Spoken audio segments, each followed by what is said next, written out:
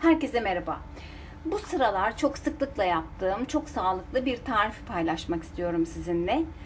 Biz çok severek yiyoruz. İnanıyorum siz de çok seveceksiniz. Kızartmadan yapacağım, fırında pişireceğim bu tarifim fırında mücver.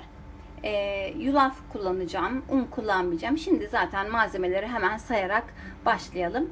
3 yumurta, 3 kabak, 3 tane 3 dal taze soğan kullandım. Yine arzunuza göre dereotu, 100 gram lor peyniri, 2 kaşık süzme yoğurt. Arzu ederseniz diğer yoğurdun da sulu kısmından değil biraz daha yoğun kıvamlı kısmından kullanabilirsiniz. Kabartma tozu 1 paket, yine 1 tatlı kaşığı tuz ve 1 bardak öğütülmüş yulaf unu kullanacağım. Üzerini süslemek için de susam kullanacağım.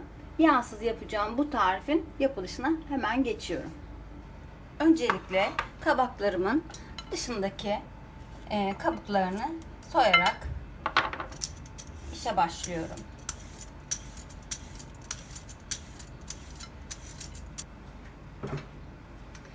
Şimdi cam derin bir kase alıyorum ve kabaklarımı iri tarafından rendeliyorum.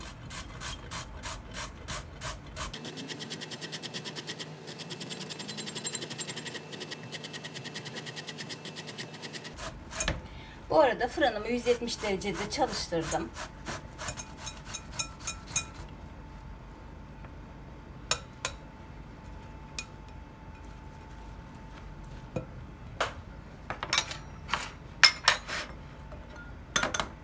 Yumurtaları bir kasede karıştırıyorum.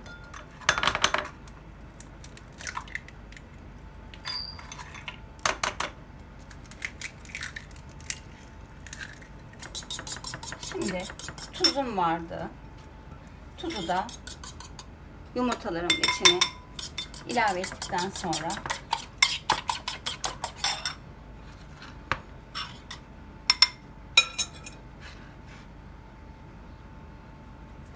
şimdi bunu da güzelce kabaklarımın içine ilave ediyorum yumurtalarımı. Hiç kabaklarımın suyunu sıkmadım. Şimdi yeşilliğim vardı. Bu da arzunuza göre değişebilir. Süzme yoğurdum vardı. 2 kaşık. Onu da ilave ediyorum. Yulafım vardı. 1 su bardağı. Onu da ilave ediyorum. Şimdi hepsini güzelce karıştırıyorum. Şimdi kabartma tozumu da ilave ediyorum.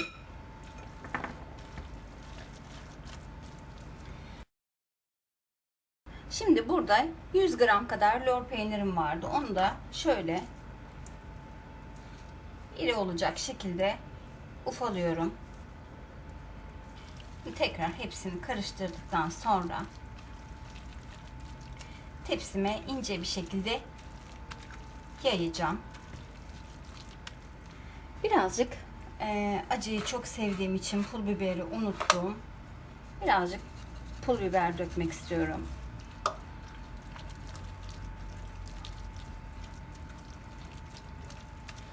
Arzu ederseniz bu tarifin içine havuç da rendeleyebilirsiniz.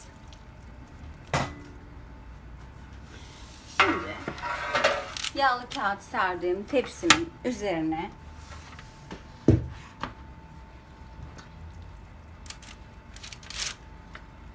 güzelce eşit bir şekilde yayıyorum.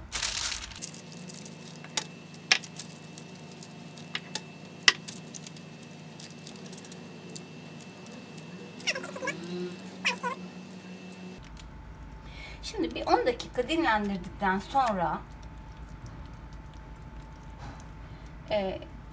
hemen tepsimi fırına yerleştireceğim. İyice düzelttikten sonra, serdikten sonra üzerine de bolca susam serpeceğim. Çünkü hiç yağ yok.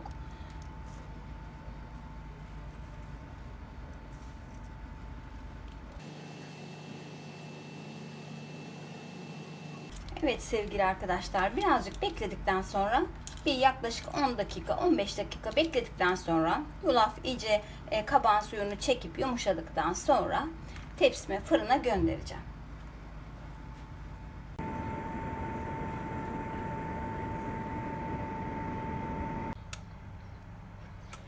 Kabak mücverim pişti.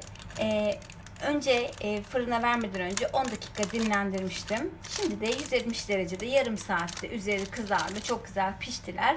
Birazcık soğuduktan sonra, dinlendikten sonra servis yapacağım. Şimdiden çok güzel görünüyor.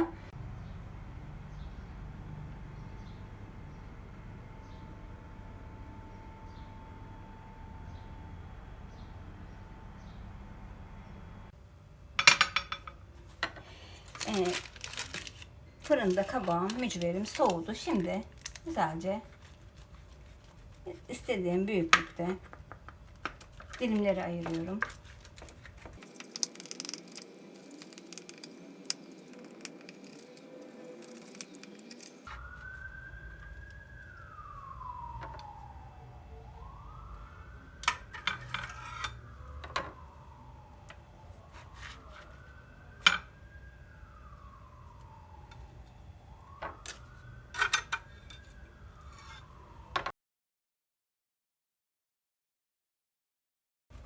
Tadına bakmak istiyorum.